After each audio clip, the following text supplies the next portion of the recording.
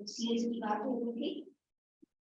Seals में देखो, और ये सारे एनिमल्स के तो सील्स मैंने दिखा दिए, पशुपति का भी दिखा दिया। यूनिकॉर्न क्या है? माइथिकल बिलीफ, यानी इनकी भी अपनी कोई माइथोलॉजी वाली स्टोरी होती होगी जिसके हिसाब से उन्होंने दुनिया वाला कथा बोलो, घोड़ा बोलो, जो भी है वो बनाया। देन पशुपति वाली जो सील है उसे देखकर ये पता चलता है कि हो सकता है ये कुर्बो शिवा, यानी जो शिव जी है उन पर भरोसा करते हो, उनको मानते हो। देन कुछ सील ऐसे भी थे इनके जो सर्कुलर थे, रेक्टेंगुलर थे, ट्रायंगुलर भी थे कुछ सील्स।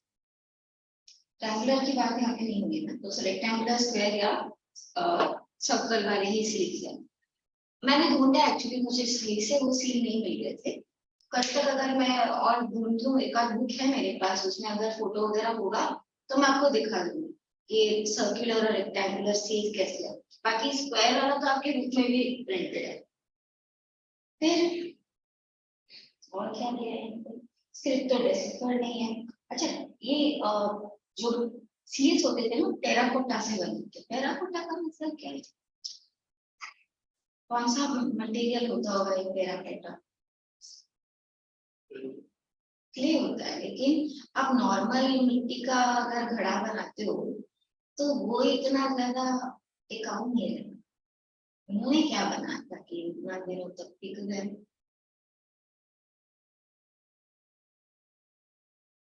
इन्होंने बर्न्ड क्ले से बनाया।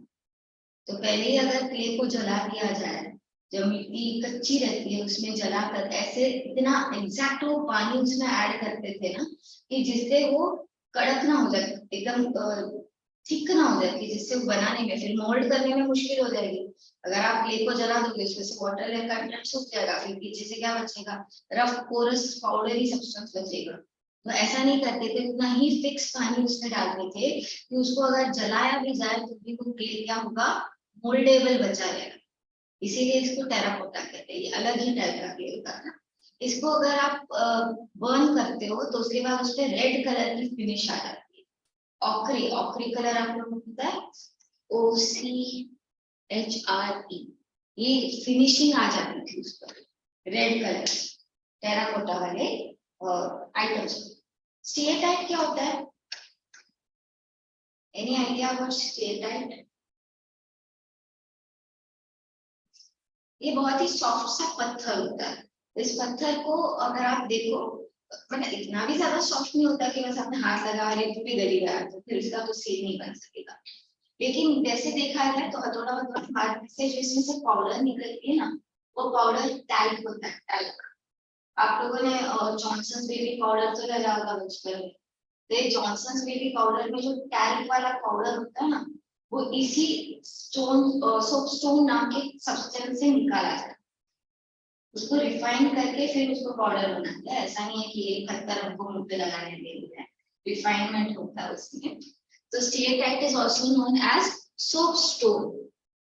सोपस्टोन, इसमें मैग्नीशियम कंटेंट बहुत ज्यादा।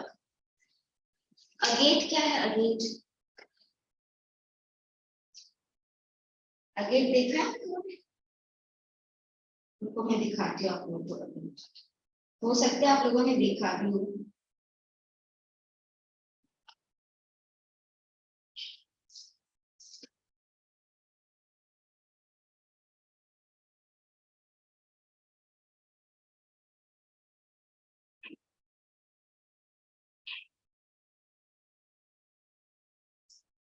अच्छी इमेजेस नहीं है। हाँ ये देखो, ये अगेट स्टोन है, ऑरेंज कलर का दिखता है और उसमें लेयर्स बहुत सारे, पतले पतले लेयर्स। इसका अगर बीड बनेगा तो कितना खूबसूरत बनेगा। और ये लोग इसी का बीड बनाते हैं। यहाँ पे एक एग्जाम्पल की तरह मैं दिखा दूं, इन बीड्स को देखो, ये अगेट स्टोन से बने हुए बीड्स, उसमें बहुत सारे लाइंस दिखाई दे रहे हैं ना, व्हाइट कलर के, ब्राउन कलर के, ये अगेट स्टोन है। इसी अगेट से वो क्या बनाएंगे, सील बनाएंगे। क्या बना रहे हैं, सील्स। और ये स्टेटाइट का भी क्या बनेंगे, बनाएंगे, सील बना रहे हैं। और उसके अलावा टेराकोटा के भी क्या बने हैं, सील्स बने हैं। अब ये सील्स का क्या इस्तेमाल होता होगा, एक तो वो मैंने बताया कि आज तो ये आइडेंटिफिकेशन मार्कर की तरह यूज होते होंगे, आईडी कार्ड होते होंगे ये। दूसरा भी एक रीजन है इस सील का यूज करने का। तो मान लो मैं हूँ एक व्यापारी, मैं ट्रेडर हूँ हड़प्पा टाइम पीरियड, मैं सामान भेजना चाहती हूँ द्वारका मैम के पास, ठीक है। वो क्या है, दूसरी व्यापारी है, किस टाइम पीरियड की, हड़प्पा टाइम पीरियड की। तो मुझे ना यहाँ से वहां जाने में बड़ा टाइम लग जाएगा। तो तुम लोग आते हो, मुझे बोलते हो कि मैम हम आपकी हेल्प कर देंगे, यहाँ से हम आपका जो भी सामान है वो आप हमें दे दो, हम ले जाकर द्वारका मैम को दे आते हैं। और सामान क्या है मेरे पास, सोना चांदी हीरे मोती, मुझे आप लोगों पर भरोसा नहीं होता है। मुझे लगता है ये बच्चे लेकिन भाग्य, तो मैं क्या करूँ। तो मैं क्या करती हूँ, मैं अपना जो भी सोना था, हीरा था, चांदी था, वो क्या करूंगी, एक मटके में डालूंगी। उस मटके पर अच्छे से कपड़ा जो है लपेटूंगी। उस कपड़े के ऊपर एक बड़ी सी रस्सी लेंगे, बड़ी सी, ज्यादा बड़ी नहीं, एक रस्सी लेके बांधूंगी, उस पर नॉट लगा दूंगी। अब ये नॉट लगा दिया तो उसके ऊपर कच्ची मिट्टी होती है ना, गीली मिट्टी, वो मिट्टी उस पे लगा दूंगी नॉट के ऊपर, हाँ। और फिर मेरे पास जो सील है, वो सील का मैं उस पर इम्प्रेशन बना, स्टैम्प बना दूंगी। और ये जो सील है पहले से ही मैंने क्या किया, द्वारका माँ को दिखा के रखा है कि ये मेरा सील है, देखो। मेरे बच्चे क्या करेंगे, सामान लेके आएंगे तो आप ये सील चेक कर लेना, अगर सील टूटी हुई हो तो सामान एक्सेप्ट मत करना, ठीक है। अब ये सील वाला जो लगाया मैंने, शुरू में तो ठीक से नहीं दिखेगा क्योंकि मिट्टी क्या है, गीली है। जैसे जैसे मिट्टी छूट जाएगी तो ये सील का जो इम्प्रेशन है उस पर वो दिखने लगेगा। फिर आप जब ले जाकर ट्रेडिंग करके वहां दे आओगे तो मैम क्या करेंगे, चेक करेंगे सील इंटैक्ट है कि नहीं, उस पर निशान सही से दिख रहा है कि नहीं, और फिर ही उस चीज को वो एक्सेप्ट करेंगे, ठीक है। ऐसे उस टाइम के लोग किया करते थे, एक दूसरे के साथ सामान बेचते समय वैसा सील लगा देते। तो सील क्या होता है बच्चों, सील होता है वो चीज जिससे आप किसी दूसरे चीज पर क्या कर रहे हो, इम्प्रेशन निकाल रहे हो। तो जिस चीज पर इम्प्रेशन बन गई उस चीज को हम क्या कहते हैं, सीलिंग। समझ आ रहा है, ये है सील। इससे मैंने क्या किया, इस पर एक इम्प्रेशन निकाल लिया। तो ये इम्प्रेशन वाली चीज को क्या कहेंगे, सीलिंग। लेकिन हड़प्पा सिविलाइजेशन में ये बहुत ज्यादा मिला है और ये बहुत ही कम मिला है। ऐसा क्यों हुआ होगा, उसके पीछे रीजन ये है कि ये तो कच्चे मिट्टी से ही बना था, बस ऐसे ही लगाया था टेम्पररी, तो हो सकता है निकल गया। या फिर ये भी रीजन हो सकता है कि कभी भी ये सील इस तरह के इंप्रेशन बनाने के लिए इस्तेमाल ही नहीं हुए हो। ये क्या हो सकते हैं, मार्कर भी हो सकते हैं, आइडेंटिफिकेशन के लिए आईडी कार्ड की तरह इस्तेमाल करते होंगे। ऐसे तो कभी किसी ने इस्तेमाल ही नहीं किया होगा। ये भी एक पॉसिबिलिटी बनती है, पॉसिबिलिटी है। फिर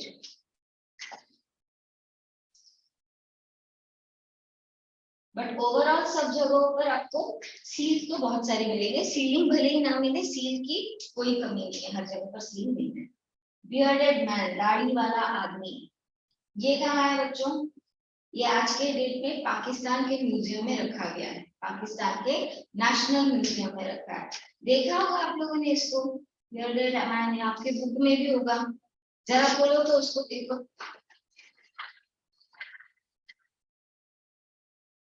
है ना। तो देखकर क्या समझ में आ रहा है आपको, देख के क्या पता चल रहा है। हम्म,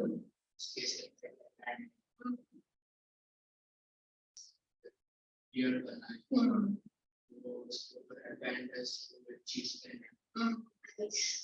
आगे ऐसे पूरा ढंग भी नहीं।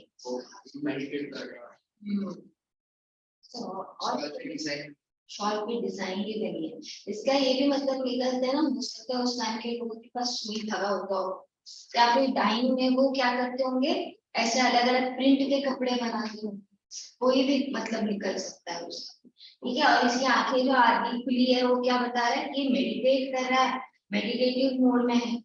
और ये इसका जो ओवरऑल, हाँ हाँ, बैंड पे भी एक डिजाइन बनाया होगा।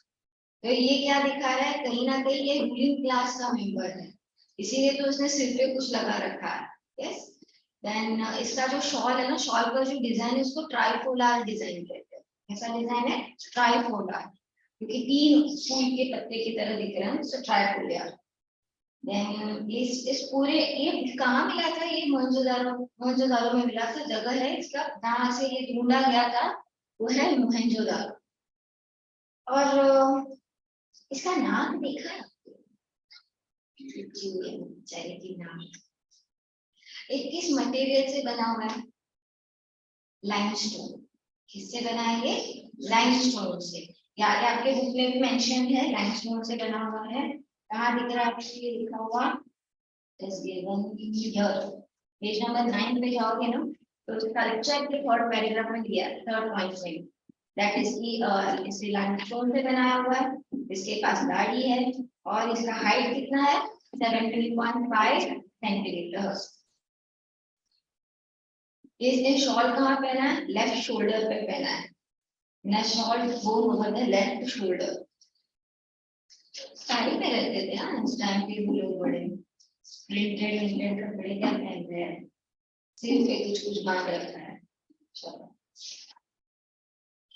दूसरा हम क्या के बात करेंगे? डांसिंग गर्ल, नाचने वाली लड़की। ये लड़की किसकी बनी हुई है? ब्रॉन्ज की बनी हुई है।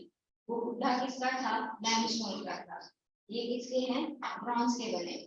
ये भी कहाँ से मिली है? मोहनजोदारो से। लेकिन ये आज के डेट पे कहाँ है? हमारे पास, इंडिया के पास। इंडिया में जो न्यू दिल्ली में म्यूजियम है ना, वहां पे। कैसे? कौन चुरा के लेके आया? होना तो पाकिस्तान के पास ही चली थी, तो फिर इंडिया के म्यूजियम में कैसे आया? नहीं पता। No guesses.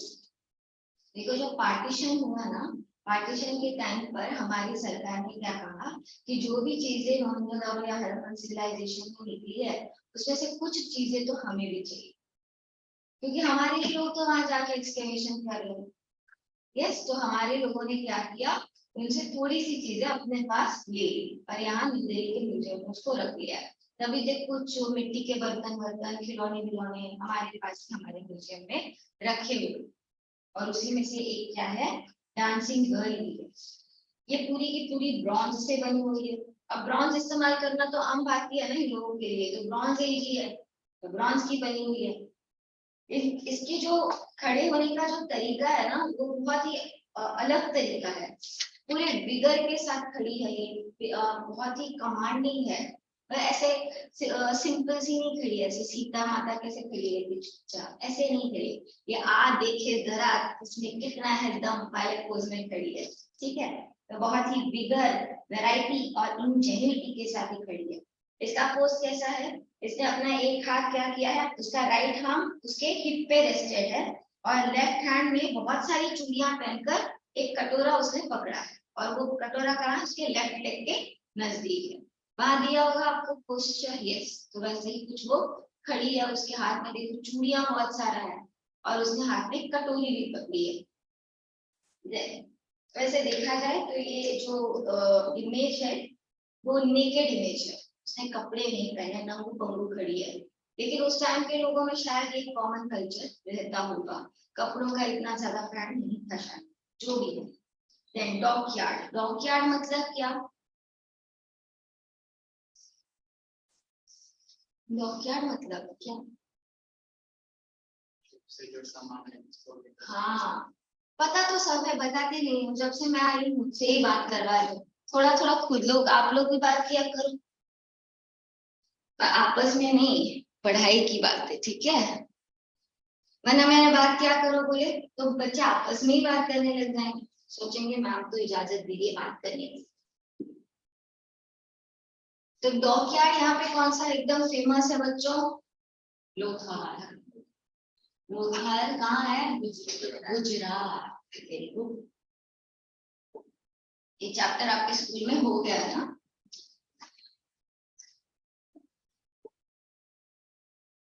इसके बाद क्या पढ़ना चाहोगे इस चैप्टर के बाद?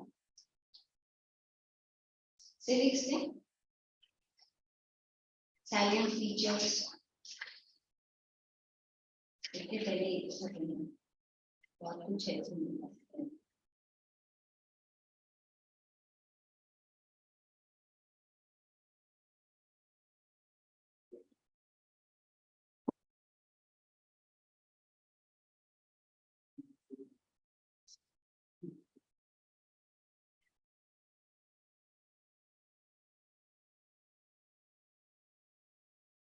ये मैंने क्या बनाया बच्चों? ये मैंने गुजरात का कोस्ट बनाया है ना? एक मिनट। तो गुजरात के कोस्ट में ये वाला जो हिस्सा है, ये वाले हिस्सा को हम क्या कहेंगे? Gulf of Kutch. और ये वाला हिस्सा क्या है? गल्फ ऑफ कैम्बी,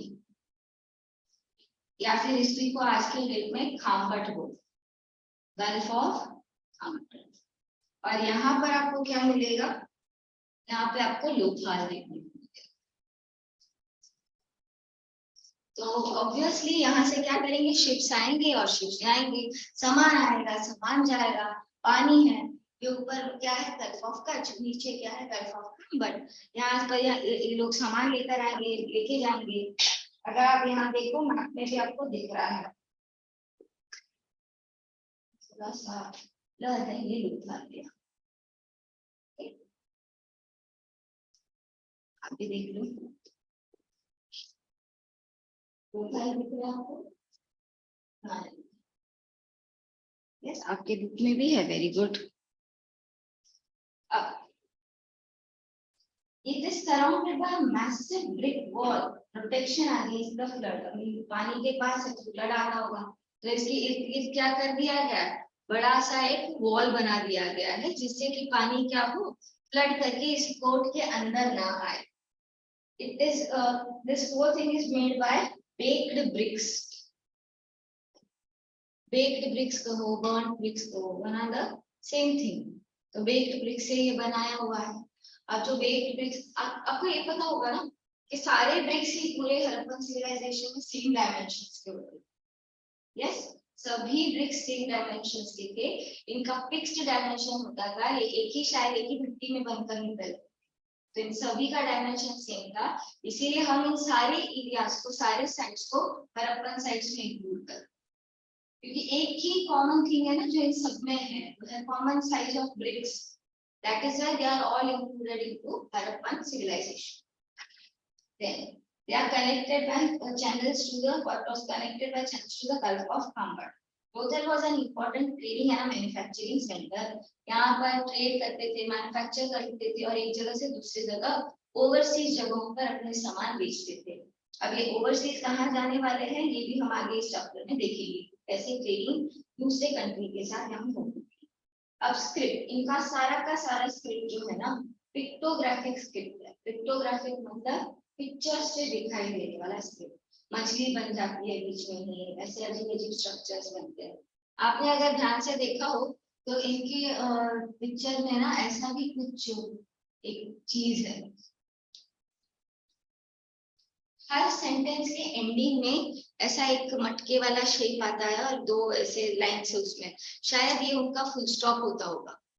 कुछ लोगों का ये कहना है, कुछ हिस्टोरियंस का ये मानना है कि ये जो सिंबल है ना वो उनका फुल स्टॉप है। हम फुल स्टॉप कैसे लगाते हैं? बस इतना सा फुल स्टॉप होता है हमारा। इनका देखो फुल स्टॉप भी कैसा बड़ू सा है। ये अंदाजा लगाया गया है। ओवरऑल ऐसे 375 से लेकर 400 साइंस है। ऐसे जो भी साइंस मैंने बनाया, यहाँ पे मछली भी बनाते थे लोग, ऐसे ऐसे कुछ मछलियों के डिजाइन होते थे। तो ओवरऑल ये सारे क्या है? ये पिक्टोग्राफ्स है। ऐसे कितने हैं इनके पास? 375 से लेकर 400। हमारे पास इंग्लिश लैंग्वेज में कितने अल्फाबेट्स हैं? 26। हमारा काम तो बस 26 से हो जाता है। इनको देखो कितने चाहिए। Yes, getting me? तो इतने सारे अल्फाबेट्स इनके हैं, तो इसको डेसिफर करने में ऑब्वियसली हम लोग को टाइम ज्यादा लगने वाला है। ये हर जगह पे आपको देखने को मिलेंगे, सीडी पर तो बहुत है, कॉपर टूल्स पर है। जार के रिम ऑफ द जार मतलब देखो वहां पे बना है।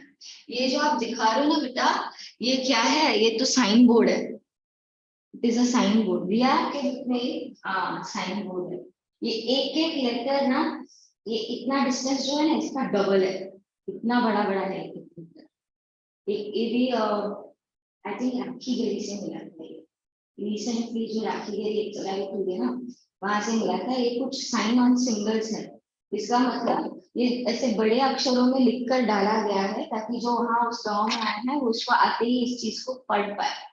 ये साइन बोर्ड है, दूर से लोगों को दिखाई दे और वो पढ़ सके, इसीलिए ये बनाया। ठीक, इनके रिंग ऑफ द जार क्या होता है? अगर आप मटका देते तो उसका जो एंड है वो रिंग ऑफ द जार है। Copper and terracotta tablet, tablet क्या होते हैं? आजकल के बच्चे भी तो टैबलेट इस्तेमाल करते हैं ना, वो थोड़ा हाँ रेक्टेंगुलर शेप का क्ले का बनाया हुआ चीज, उसको क्या कहेंगे? टैबलेट कहेंगे। उस पर भी ये लोग क्या करते थे? अपना साइन लिखते थे, जो भी लिखना था लिखते थे। ज्वेलरी पे भी लिखा करते थे, या फिर अगर मान लो कुछ क्रिप्ट वगैरह मिल जाता था, और एंशिएंट साइन बोर्ड वो जो आपके रूप में है, that is an example of a sign board. अब देखते हैं, बहुत सारे लोगों का ये कहना है कि जो इंडस वैली सिविलाइजेशन है ना, वो तो मेसोपोटामियन सिविलाइजेशन से ही आए हुए लोग यहाँ पर है, ऐसा इनका कहना। एक्चुअली ये झूठ है। ये लोग एक्सेप्ट नहीं करना चाहते कि इंडिया का भी अपना खुद का सिविलाइजेशन है, क्योंकि इंडिया तो क्या गरीब देश है, अंडर डेवलप्ड है, इसके पास क्या हो सकता है? इसके पास तो इतिहास भी नहीं हो सकता, ऐसा मानने वाले लोग हैं। तो इनका लगातार यही कहना था कि जो हड़प्पन सिविलाइजेशन है, ये सडन माइग्रेशन हुई है। कहाँ से?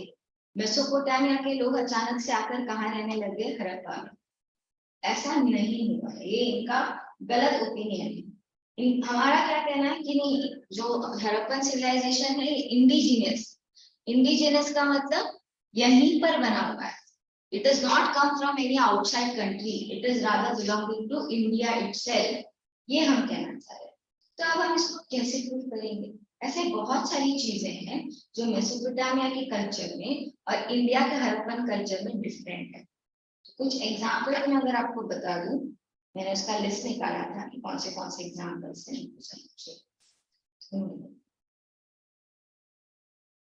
हाँ, तो जो हड़प्पन सिविलाइजेशन है, यहाँ पर कोई राजा ऐसा नहीं होगा।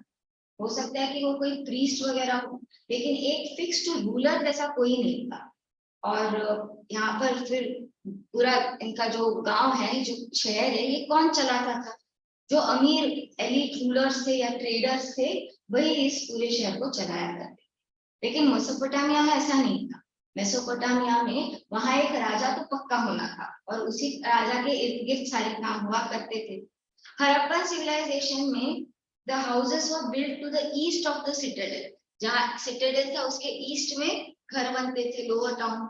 लेकिन वैसा वहां नहीं है मेसोपोटामिया में। The houses were built around the distinct palaces and temples, मतलब मेसोपोटामिया में एक देवी होगी, एक फिक्स देवी या देवता होंगे, और उसका मंदिर बीचों बीच होगा। उसके मंदिर के बीचों बीच में इर्द गिर्द क्या हो जाएंगे? सारे घर परिवार डेवलप होंगे।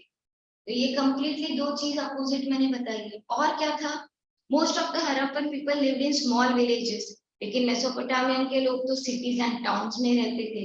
Small villages in the sense, यहाँ इनको कहना है कि छोटे छोटे समूह बना के रहते थे। अगर आप एक सिविलाइजेशन का इनका एक पिक्चर देखो या फिर एक फोटोग्राफ देखो, तो एक साथ आपको दिख सकता है कि यहाँ पे 100 लोग 200 लोग तक रह सकते हैं, लेकिन इससे ज्यादा नहीं। इनके पास सिटाडेल के नीचे जो लोअर टाउन होता था वो क्वार्टर्स होता था। वो क्वार्टर्स किसको दिए जाते थे? जो लोग इस गांव के आसपास काम कर रहे हैं, वर्कर के लिए होता था। तो ये टाउनशिप जो थी वो थोड़ी लिमिटेड हुआ करती। हड़प्पा के लोग कॉटन, बीड्स और आर्ट ज्वेलरी में ट्रेडिंग किया करते थे, और मेसोपोटामिया लोग क्या करते थे? प्रेशियस स्टोन्स में डीलिंग करते थे। मेसोपोटामिया के लोग ने ही पहली बार व्हील इन्वेंट किया था। जो व्हील है पहली बार मेसोपोटामियन लोगों ने बनाया था। लेकिन हड़प्पा लोगों ने क्या किया? पहली बार इन्होंने वेट्स एंड मेजरमेंट्स का इस्तेमाल किया। अभी हम देखते हैं कि इनकी फिक्स्ड वेइंग सिस्टम हुआ करती। अब जब इतना सारा फर्क है बच्चों, तो क्या हम मेसोपोटामिया सिविलाइजेशन से आए हैं? बिल्कुल नहीं। हमारा क्या है, अलग ही आइडेंटिटी है और हम अलग इंडिजिनस ग्रुप को बिलोंग करते हैं। लेकिन ये लोग, विदेशी लोग, इस बात को मानने के लिए तैयार नहीं है। Then some scholars held that the trade with Mesopotamia played an important role in transformation of Harappan civilization from early phase to mature phase. अब देखो, हरप्पन सिविलाइजेशन भी अचानक से एक दिन नहीं आया है ना, वो तो धीरे धीरे इवॉल्व हुआ है। तो जब शुरू में था तब हम उसको क्या बोलेंगे, अर्ली फेज, और आखिर में जब एंड में पहुंचा था तब हम उसको क्या बोलेंगे, मैच्योर फेजेस। तो जब अर्ली फेज था ना, इस अर्ली फेज को दूसरा भी नाम देते हैं, दैट इज प्री हरप्पन। आगे जो पैराग्राफ है उसमें आप देखोगे, जो अर्ली फेज है उसको दूसरा नाम क्या दिया है, प्री हरप्पन। यानी हरप्पन पूरी तरह इवॉल्व हो सके उससे पहले भी जो लोग थे ना, उनमें और इनमें भी काफी सारी सिमिलैरिटी और डिसिमिलैरिटी दोनों ही देखने को मिली। फिर यहाँ क्या दिया, but this theory has been rejected on the ground that no trade evidence has been found. अच्छा, इनका क्या कहना था कि जो लेट हरप्पन पीरियड है, ये लोग तो बहुत ज्यादा प्रभावित थे किससे, मेसोपोटामिया के सिविलाइजेशन से। बट ये भी सच नहीं है, क्योंकि हमारे जो हरप्पन सिविलाइजेशन के लोग हैं, वो पहले जो हरप्पन से पहले प्री हरप्पन रहते थे उनसे ज्यादा प्रभावित होते हुए दिखाई दे रहे, उनसे इन्फ्लुएंस होते हुए दिखाई दे रहे, and not by the मेसोपोटामियंस। Clear, समझ में आया? ठीक है। अब हम प्रूव कैसे करेंगे कि हमारा हरप्पन सिविलाइजेशन हमारा ही है और हम मेसोपोटामिया वालों से नहीं आए हैं? तो देखो, प्रूव करने के लिए कुछ रिसर्चेस हुई है। एक्चुअली एक और भी बड़ी चीज मिली है इसके बारे में जो प्रूव करता है कि हमारा खुद का अपना आइडेंटिटी था और मेसोपोटामिया से हम लोग नहीं आए। आप लोग बहुत बार मैसेजेस लिखते होंगे एक दूसरे को। मैसेज आप कैसे लिखते हो? यूजुअली इंग्लिश में लिखते हो, लेकिन कभी कभी इंग्लिश में आप हिंदी के शब्द टाइप कर लेते हो। यस, मुझे खाना खाना है, या आप इंग्लिश में भी लिखकर भेज देते हो, लेकिन ये शब्द कैसे हैं, हिंदी का है। तो यहाँ पर एक ऐसा ही प्रूफ मिला है। प्रूफ क्या मिला है, मेसोपोटामिया में कुछ ऐसे सील्स मिले हैं, कुछ ऐसे साइन बोर्ड्स, कुछ ऐसी जगह है, कुछ ऐसे प्लेट टैबलेट मिले हैं जिसमें स्क्रिप्ट इंडस वैली सिविलाइजेशन का है। अगर इंडस वैली सिविलाइजेशन के लोग जिस आकृति में लिखते थे, जिस स्क्रिप्ट बनाकर लिखते थे, वैसे ही स्क्रिप्ट में कौन लिख रहा है, मेसोपोटामिया के लोग लिख रहे हैं। लेकिन हिस्टोरियंस का ये कहना है कि इंडस वैली सिविलाइजेशन के लोगों की भाषा अलग रहती होगी और मेसोपोटामिया लोगों की भी भाषा अलग रहती होगी। बस मेसोपोटामिया के लोग क्या कर रहे हैं, इंडस वैली सिविलाइजेशन का स्क्रिप्ट इस्तेमाल कर रहे हैं अपनी भाषा को लिखने के लिए। तो मुझे खाना खाना है, अगर मैं इंग्लिश में लिखूं, मुझे खाना, ऐसा मैंने लिखा, तो क्या ये इंग्लिश है? इंग्लिश के अक्षर है, एम है, यू है, जे है, एच है, लेकिन क्या ये पढ़ने पर ये इंग्लिश है क्या? नहीं, ये क्या हो जाएगा, हिंदी हो जाएगा। तो ऐसी ही चीज कहाँ हुई है, मेसोपोटामिया में भी हुई है। तो इन्होंने इंडस वैली सिविलाइजेशन का स्क्रिप्ट लेकर अपनी भाषाएं लिखी। खैर वही अलग कहानी। अब हम कैसे प्रूव कर रहे हैं कि हम इंडस वैली सिविलाइजेशन को, कि ये हमारा ही सिविलाइजेशन है और ये किसी बाहरी रूलर से नहीं आया है?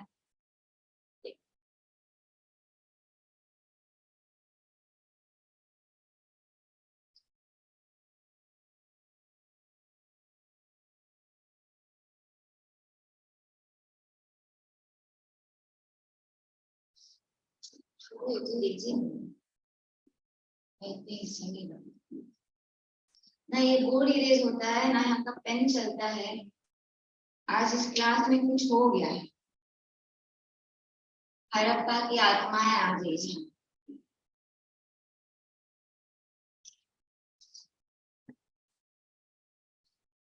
The culture was only an outgrowth of an extensive local village culture. ऐसा कहा जाता है कि यहाँ पे कुछ गांव में लोग रहते होंगे, उन्हीं का क्या हो गया, ये एक्सटेंसिव आउटग्रोथ हो गया, जिससे आगे चल के अलग अलग साइट्स बन गए, हड़प्पन साइट्स बन गए, ये सिविलाइजेशन में तब्दील हो गया, चेंज हो गया। ऐसा कुछ भी नहीं है कि हम किसी दूसरे से आए हैं या मेसोपोटामिया से हम लोग का डेरिवेशन हुआ है।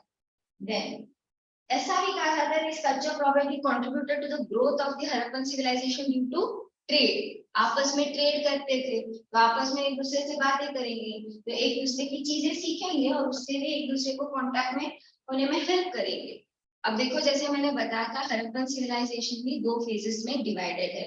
एक क्या है, प्री हड़प्पन, और दूसरा क्या है, प्रोटो हड़प्पन।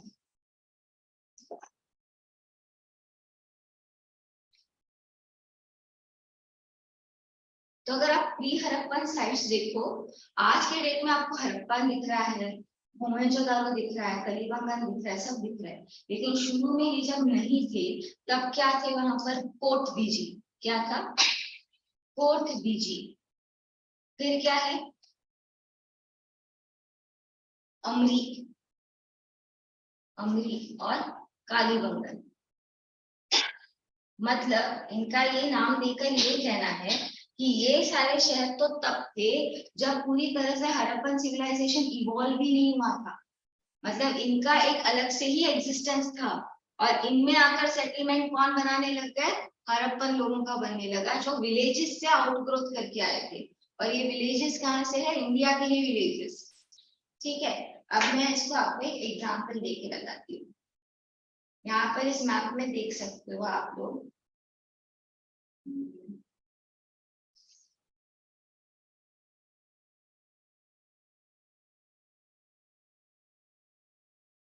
ये देखो इस मैप में ना तीनों दिखाया गया है, अर्ली फेज भी है, मैच्योर फेज भी है, और लेट फेज। लेट फेज के बारे में अभी हम लोग नहीं पढ़ रहे हैं। लेट फेज तो वो था जब हड़प्पन सिविलाइजेशन पूरा चला ही गया, डिक्लाइन हो गया। तो अर्ली फेज में अगर आप देखते हो तो आपको यहाँ पर कोट डीजी कल्चर दिखाई देगा, दिख रहा है कोट डीजी कल्चर, कालीबंगन भी दिख रहा है, और आपका अमरी कल्चर भी दिख रहा है। यस, मेहरारगढ़ ये तो इनफैक्ट सबसे पहला साइट था। मेहरारगढ़ क्या है, फर्स्ट साइट है जहां पर हड़प्पन सिविलाइजेशन डेवलप होने लगा। ये अमरी कल्चर है, ये कोटपीजी कल्चर है पूरा, फिर कालीबंगन भी दिख रहा है। फिर ये नए साइट्स देखो, यहाँ पर रेड कलर से मार्क कर दिए गए नए साइट्स।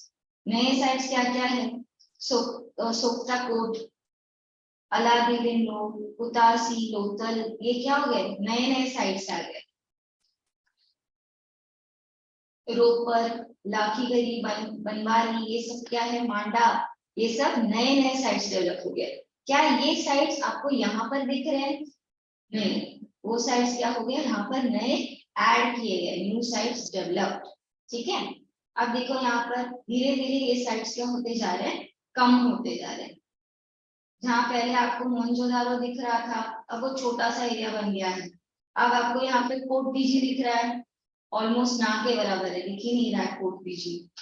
यस, तो इससे हमको क्या पता चलता है, जैसे बहुत सारे रीजन से जो इनिशियली इंडस्ट्रियल सिविलाइजेशन में नहीं थे और धीरे धीरे मैच्योर फेज में ये आते गए। अगर ये आए हैं तो ये हमारे ही कल्चर से आ गया है ना, किसी और के कल्चर से तो नहीं आए हैं।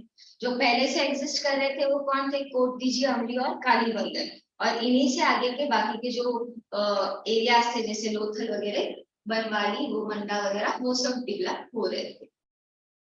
समझ रहे हो ना बच्चों, कुछ डाउट तो नहीं है तक, थक गए हो क्या, 2 घंटे से सारे मरे हुए लोगों को याद करें हम लोग, है ना। चलो क्या कर सकते हैं, पढ़ना तो है ही।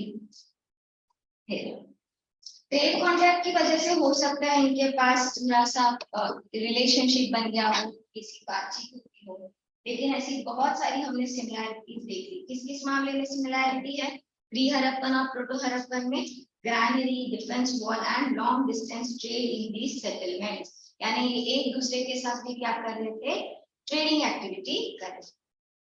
एक्सटेंट ऑफ द सिविलाइजेशन,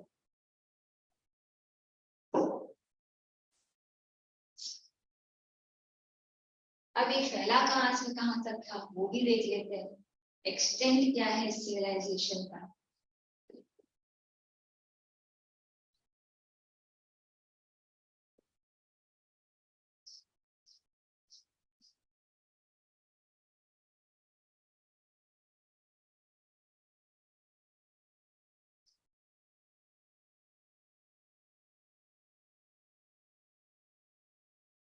अगर आप देखते हो तो ओवरऑल ये कैसे शेप में है बच्चों, ट्रायंगुलर शेप में। क्या हड़प्पन सिविलाइजेशन। इसका मैंने फोटो बना।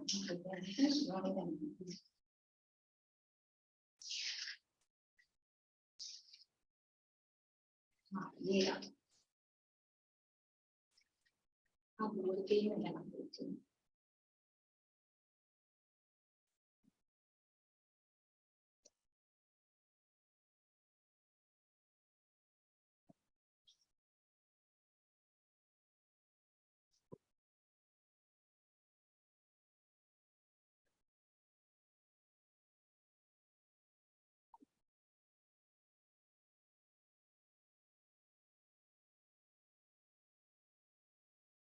क्या ये आपको दिखने में थोड़ा सा तो ट्रायंगुलर दिख रहा है? यस, ये ट्रायंगल शेप की तरह दिख रहा है आपको? मैम नहीं दिख रहा है। लेकिन इस साइड से दिख रहा है। ऐसे देखो ना, एक वर्टेक्स, ये एक वर्टेक्स और ये एक वर्टेक्स, ऐसे देखोगे तो थोड़ा सा ट्रायंगल दिख जाएगा। और नहीं भी दिख रहा है तो भी अपनी मन की आंखों से देख लिया कर, ठीक है? क्योंकि मैं इससे बेहतर ड्राइंग तो नहीं बना सकती। यहाँ पे भी इतना ही बनाया बच्चों मैंने, ठीक है? तो नॉर्थ मोस्ट एरिया में क्या दिखता है आपको? क्या है यहाँ पर? मांडा। नॉर्थ मोस्ट सेटलमेंट क्या है? मांडा। ये कहाँ आता है? Present day Jammu and Kashmir में आता है। आप ईस्ट मोस्ट सेटलमेंट देखोगे तो सबसे ईस्टर्न हिस्से में क्या है? ईस्टर्न हिस्से में है अलामगीरपुर। अलामगीरपुर कहाँ आएगा ये? ईस्टर्न हिस्से में आएगा। किस स्टेट में है प्रेजेंटली? यूपी में। ये सारा हिस्सा क्या है? पूरा वेस्टर्न साइड है इसका। वेस्टर्न मोस्ट टिप में क्या आएगा? सुत का गेंदोर। सुत का गेंदोर।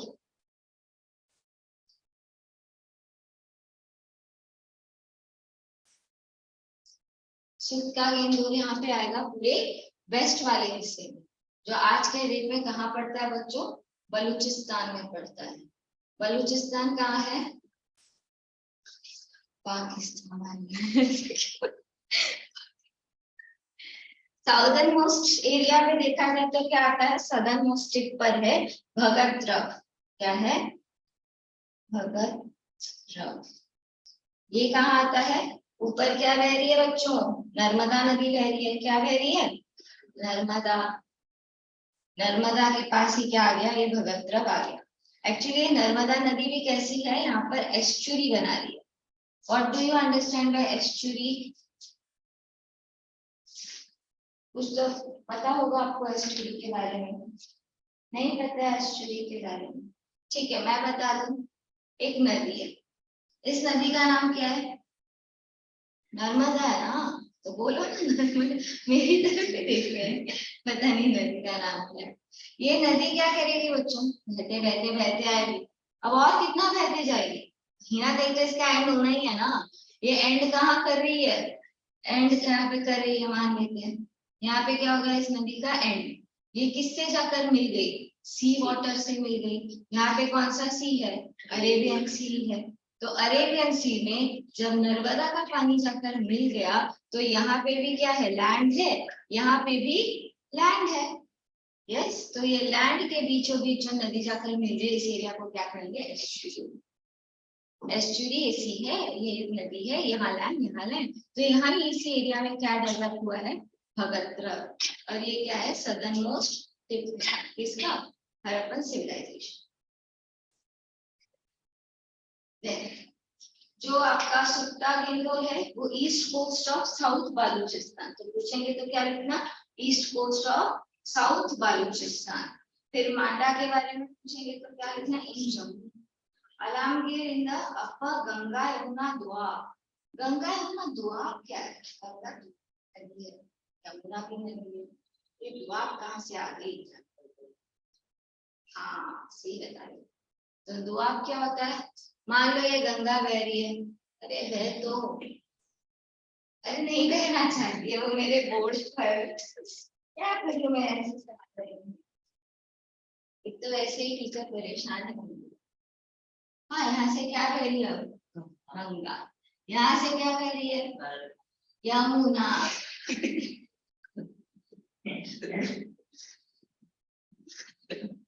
किसी को भी किधर भी बहाना शुरू कर देते हैं। हाँ? नर्मदा तो यहाँ पे भी गुजरात में,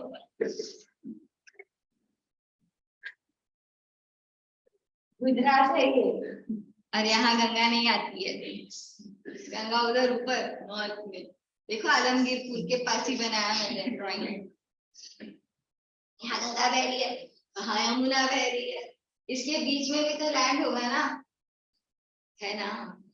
ये लैंड क्या है? द्वार। क्यों इसको द्वार कहकर ऐसा कुछ खतरनाक जैसा साउंड कर रहा है? क्योंकि बहुत ज्यादा फर्टाइल होता है। कैसा होता है? फर्टाइल। इसको कहाँ से फर्टिलिटी मिलती है बच्चों? गंगा रिवर की वजह से भी फर्टाइल हो रहा है सॉइल, और यमुना की वजह से भी फर्टाइल हो रहा है। So this region is called Doab and it is quite fertile. वहां पर क्या है? आलमगीर है, आलमगीर पुल, आलमगीर पुल हो गया। इसलिए अभी भी हंस रहे हैं, ठीक है ना। अब जैसे ही हमारा, अगर आप देखो इंडिया में प्रेजेंट, तो इंडिया की बात नहीं हुई, इनफैक्ट यहाँ पे पूरे ही हड़प्पन सिविलाइजेशन की बात हो रही है। तो बहुत सारे सेंटर्स आपको पंजाब, हरियाणा, सिंध, बलूचिस्तान, गुजरात, राजस्थान और फ्रिंजेस ऑफ उत्तर प्रदेश, यानी उत्तर प्रदेश की घाटियों में भी देखने को मिलते हैं। बट जब से पार्टीशन हो गया है तो बहुत सारे एरियाज क्या हो गए, हमारे पाकिस्तान के पास चले गए, और उसके बाद हमारे पास कुछ कम एरियाज बचे हैं। तो पाकिस्तान के पास क्या क्या चला गया? आपका हड़प्पा चला गया, चांदूदारो चला गया, मोहनजोदारो चला गया। लेकिन हमारे पास भी कुछ एरियाज है, जैसे लोथल, बगत्रा, आलमगीर, मांडा, बनवाली, रूपर, ये सब हमारे पास। आगे होने क्या दिया? Main centers of civilization Harappa, Mohenjodaro, चांदूदारो, सुप्ता गेंदोर भी किधर चला गया? पाकिस्तान। देन चांदूदारो भी किधर गया? पाकिस्तान में चला गया। इंडिया के पास क्या क्या बचा? मांडा बचा, मांडा कहाँ है? जम्मू कश्मीर में। बनवाली बची है, बनवाली कहाँ है? हरियाणा, हरियाणा में। कालीबंगन कहाँ है? राजस्थान। कालीबंगन कहाँ है? राजस्थान। डांसी। आलमगीर की कहाँ है? उत्तर प्रदेश में है। लोथल कहाँ है? गुजरात में है। रोपर कहाँ है? या रूपर, यहाँ पे रूपर दिया है, एग्जैक्टली उसका नाम रोपर है। रोपर कहाँ है? इंडिया वाले पंजाब में। कहाँ है? इंडिया वाले पंजाब में। और रंगपुर कहाँ है? रंगपुर गुजरात, गुजरात में। करेक्ट। कुछ ऐसे भी सिविलाइजेशन के साइट्स है जो रिसेंटली फाइंड आउट किए गए, रिसेंटली डिस्कवर्ड हुए हैं। जैसे कि धोलावीरा। धोलावीरा क्या है? रिसेंटली पाया गया है। कब मतलब रिसेंटली, मतलब कब? 1868 में।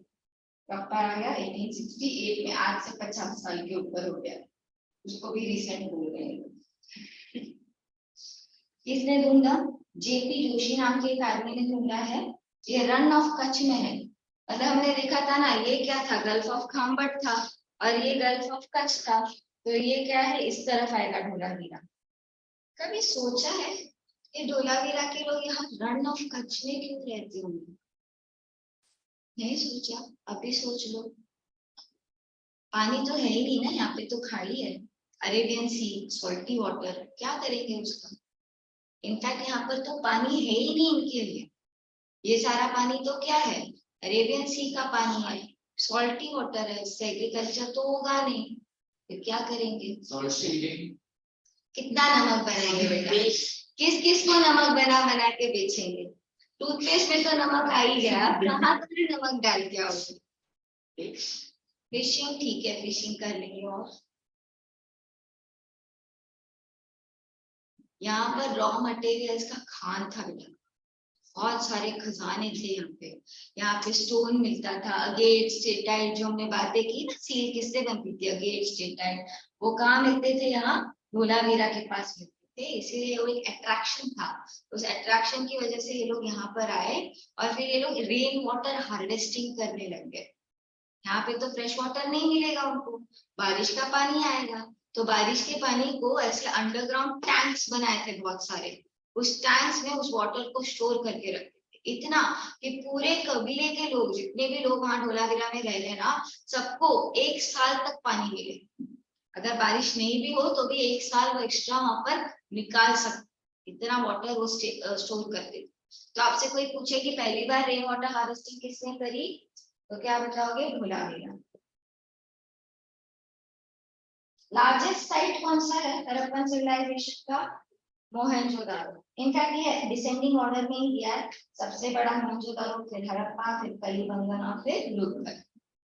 देखते हैं अर्बन प्लानिंग में हड़प्पन सिटीज कैसे थे।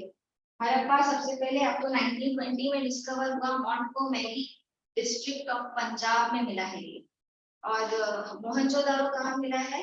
Larkana district of Sindh.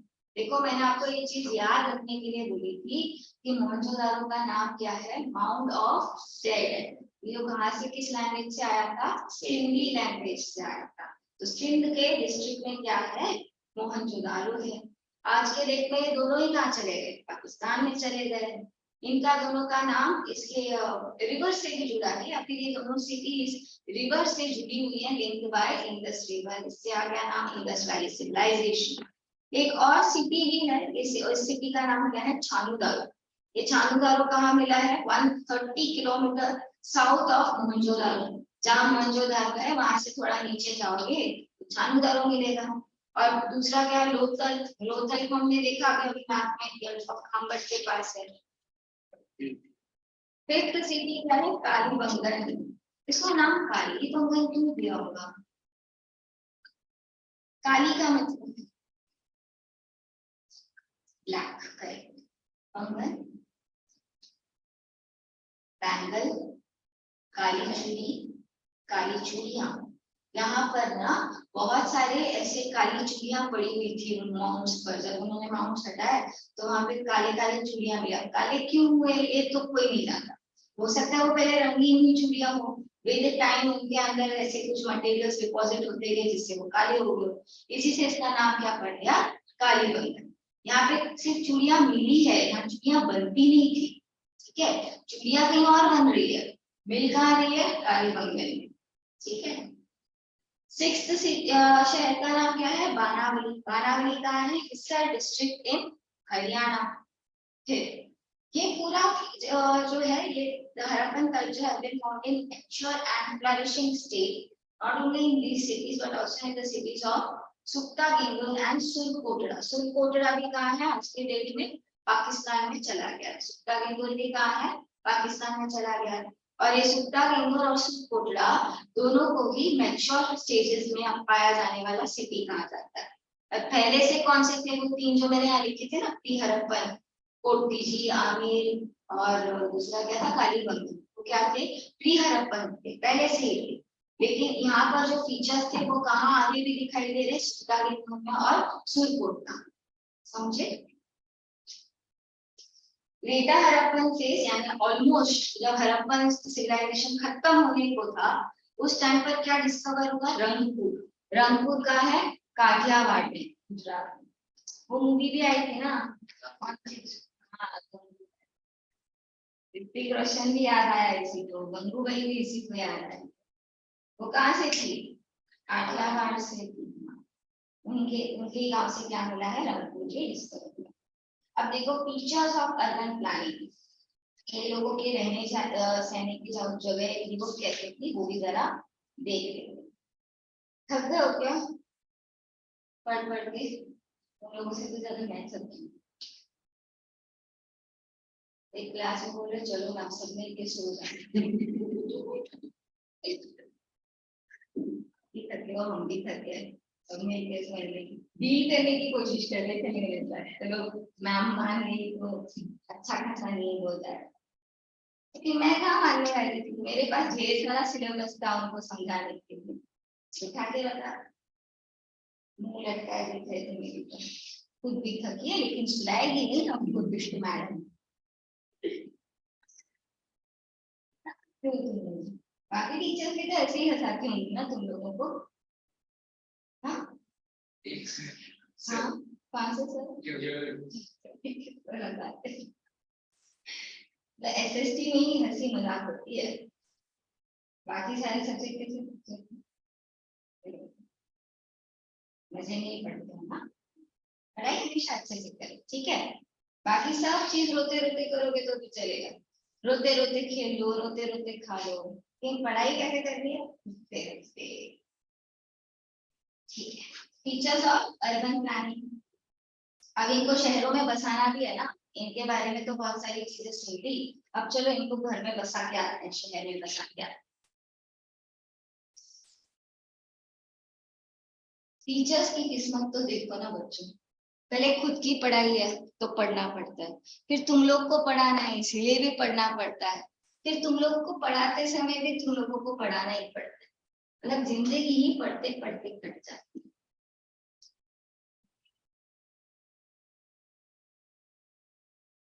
पर मैं पढ़ाना नहीं छोड़ूंगी, मैं फिर भी तुम लोग को हड़प्पा के बारे में पढ़ा के ही छोड़ूंगी।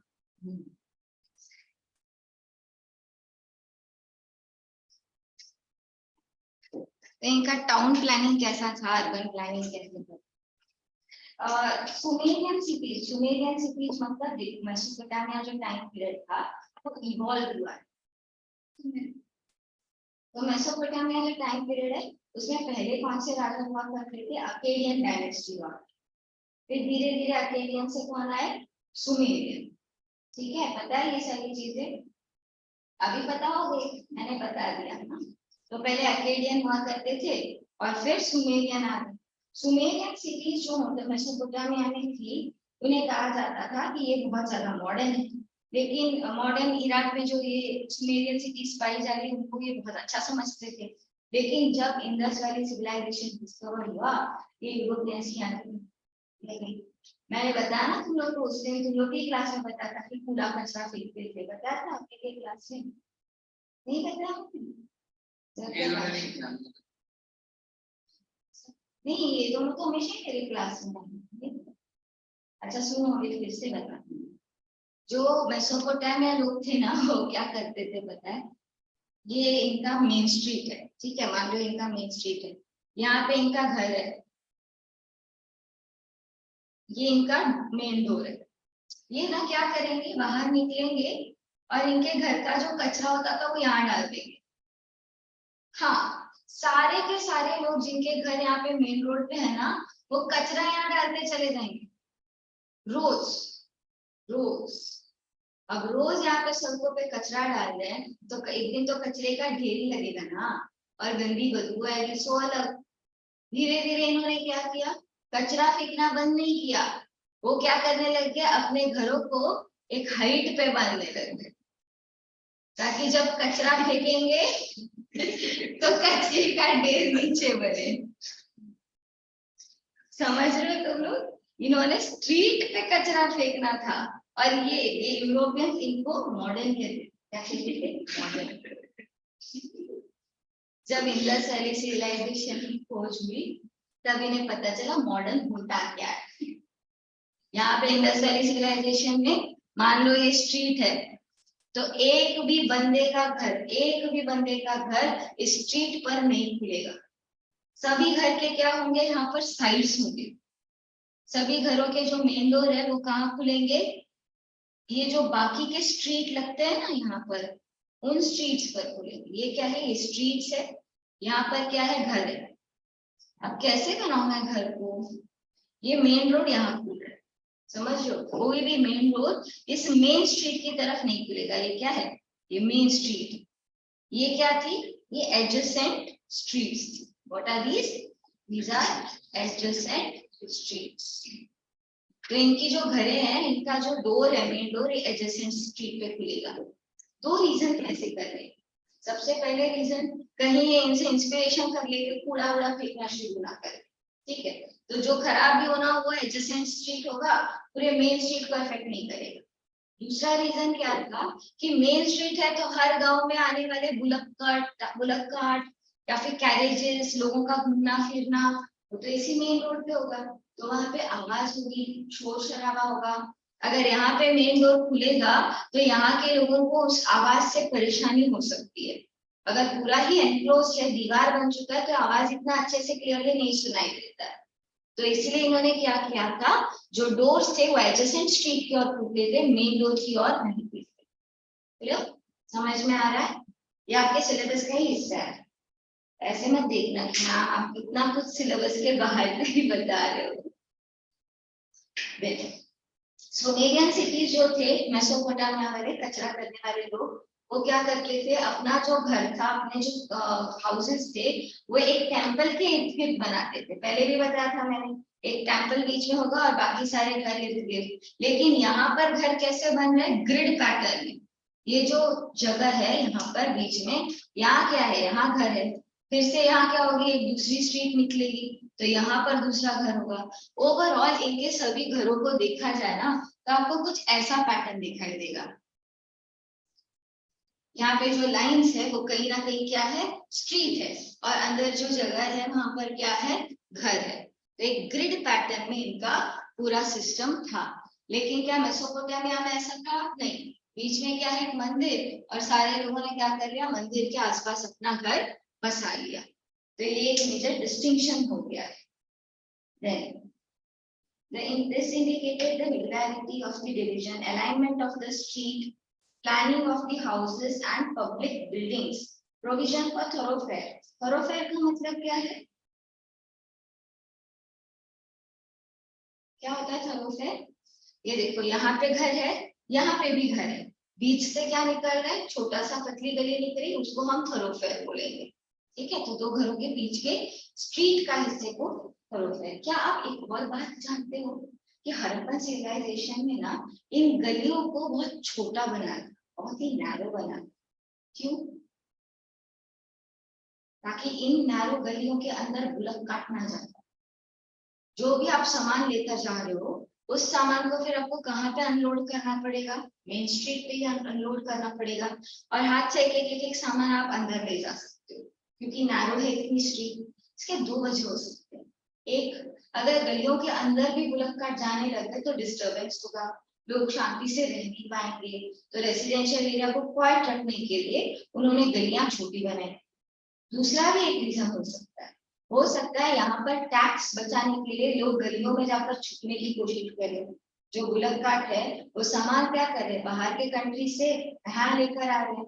तो इनको अगर गलियों में अपने गुलक काट से साथ जाकर छुपने को मिला, तो इनको कौन ढूंढ के निकालेगा और कैसे इनसे टैक्स वसूलेगा।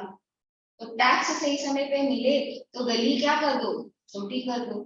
जो भी है गुलक काट तो बाहर ही खड़ा रहेगा। यस, और अगर गुलक काट बाहर खड़ा है तो जो वहां पर हो सकता है कोई पुलिस हो या फिर उस समय के कोई चौकीदार हो या जो भी हो, वो वहां आकर उनसे क्या ले सकते हैं, टैक्स कलेक्ट कर सकते। ये दो रीजंस हो सकते हैं। ये पूरा सिटी दो एरियाज में डिवाइडेड है, Citadel and lower town. Citadel की हाइट किस वजह से थी वो हम ऑलरेडी डिस्कस कर चुके हैं, मड ब्रिक के वजह से। और सिटाडेल को लोअर टाउन से एक दीवार से सेपरेट किया जा रहा था, मतलब पूरे सिटाडेल के आसपास एक बड़ी सी दीवार बना दी। अब ये दीवार क्यों बना दी, उसके पीछे भी रीजन। जो ग्रैनरीज होती थी वो इसी सिटाडेल पे हुआ करती थी। ग्रैनरी में क्या करेंगे, ग्रेन्स को स्टोर करेंगे, ग्रेन्स का स्टोर हाउस है। अगर मान लो कभी कोई फ्लड आ गया तो फ्लड से ये ग्रैनरी में पानी ना घुस जाए, इसलिए बड़े बड़े दीवार से पूरे सिटाडेल को कवर कर रहे, जिससे अंदर की ग्रैनरी में रखे हुए ग्रेन्स क्या रहे, ड्राई रहे, अच्छे रहे।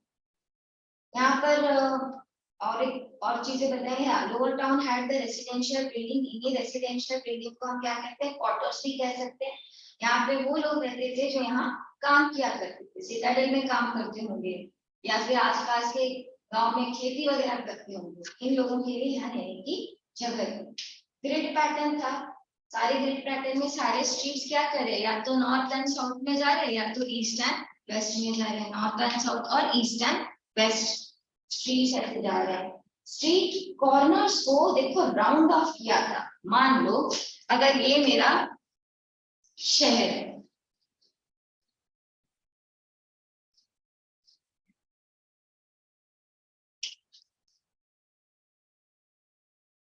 ये बीच में कुछ ऐसा स्ट्रक्चर बना होगा और इससे क्या हो रहा है, एक मेन स्ट्रीट आ रहा है, इससे एक मेन स्ट्रीट आ रहा है, इससे भी एक मेन स्ट्रीट आ रहा है और इससे भी एक मेन स्ट्रीट आ रहा है। मतलब ये चीज क्या है बच्चों, गांव का चौराहा है।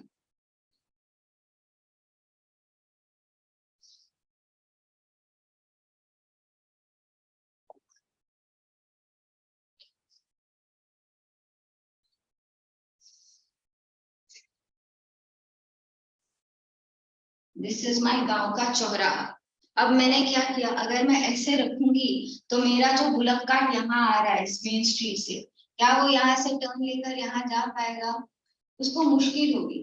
तो मुझे क्या करना चाहिए, ये ऐसे कट टू कट रखने के बजाय इसको थोड़ा सा कर्व कर दो। समझ में आया? तो यहाँ से आने वाला बुलक कार्ट अब आराम से यहाँ घूमकर जा सकता है। वैसे ही ये कट कहाँ पर है, यहाँ पर भी है। तो ये पूरा क्या हो गया, ऐसे ही कट में आ गया। तो ऐसे कट वाले पोर्शन से बुलक कार्ट इजीली टर्न लेकर इस मेन स्ट्रीट से इस मेन स्ट्रीट की तरफ जा सकती है। लेकिन यहाँ पर जो अंदर स्ट्रीट है, क्या वो वहां जा पाएगी बुलक कार्ट? नहीं जा पाएगी।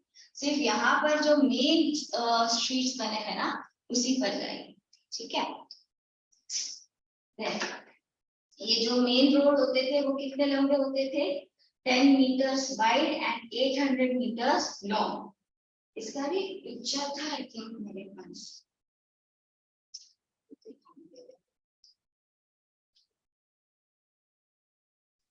मुझे सारे पिक्चर एक साथ जमा करने को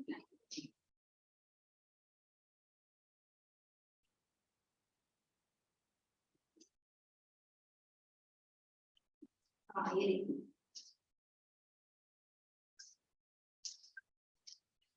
तो बीच में क्या है, चौराहा है और इससे 4 रास्ते निकल रहे हैं। और ये जो ब्लू कलर में डॉट्स है ना, ये ब्लू कलर का डॉट्स एक घर के दरवाजे हैं, जो कोई भी दरवाजा मेन स्ट्रीट की तरफ नहीं खुल रहा है। यहाँ पे है मेन स्ट्रीट, मेन स्ट्रीट की तरफ कोई भी ब्लू डॉट दिखता है आप लोगों को? नहीं दिख रहा है। यहाँ पे भी मेन स्ट्रीट की तरफ खुलता हुआ एक भी ब्लू डॉट नहीं है। इसका मतलब मेन स्ट्रीट की तरफ किसी का भी मेन डोर नहीं है। आप लोग भी देख लो, ये क्या है, 4 रास्ते निकल रहे हैं और किसी भी घर का मेन डोर किसी भी मेन स्ट्रीट से नहीं खुल रहा। ब्लू कलर के जो स्पॉट्स है वो क्या है, मानते हैं उसको मेन डोर है। और वो क्या करें, एडजेसेंट स्ट्रीट की तरफ खुल रहे हैं, लेकिन मेन जो 4 स्ट्रीट है उस पर नहीं खुल।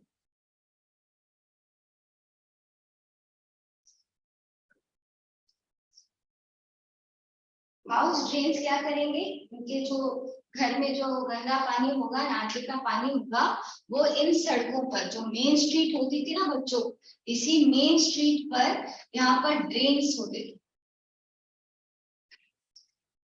तो मान लेते हैं क्या है, मेरा मेन स्ट्रीट है। मेन स्ट्रीट के साइड से क्या लगा होता था, ड्रेनेज लगा होता था। तो मतलब आने जाने वाले लोगों को गंदी बदबू आएगी क्या? नहीं। क्यों नहीं आ रही गंदी बदबू? क्यों नहीं आ रही है? ड्रेनेज कवर्ड होता था। कैसे होता था? कवर्ड। बस एक जगह पर क्या करेंगे, एक छोटा सा पत्थर ऐसा रख देंगे जो निकाल सकते हैं। ठीक है। और कभी भी यहाँ पर कोई ब्लॉकेज हो गया, मान लो यहाँ पे ब्लॉकेज हो गया, तो यहाँ से ये पत्थर क्या करेंगे, निकाल देंगे और कोई लंबी बड़ी लकड़ी या सली लेकर इस कचरे को यहाँ से हटा देंगे। समझ रहे हो? तो ऐसे में इन लोग का ड्रेनेज सिस्टम भी बहुत अच्छा था। हर घर में जो ड्रेनेज पाइप होती थी वो ज्वाइन होते होते कहाँ तक आके पहुंचती थी, इन्हीं मेन ड्रेन्स पर। और ये मेन ड्रेन्स का सारा पानी कहाँ जाके निकलता था, सी की तरफ, अरेबियन सी, या फिर अरेबियन सी नहीं निकलेगा और कहाँ निकलेगा, अरेबियन सी जाके छोड़ देते थे सारा डाला। सारे जो रास्ते हैं वो कैसे डिवाइडेड है, राइट एंगल में डिवाइडेड है, ताकि ओवरऑल क्या बन जाए, एक रेक्टेंगुलर। ये देखो राइट एंगल बन रहा है, ये भी राइट एंगल बन रहा है। तो सारे स्ट्रीट्स क्या है, एक दूसरे से राइट एंगल, इनफैक्ट ये भी राइट एंगल है, बस ये क्या कर दिया गया, इन्होंने सर्कुलर बना दिया।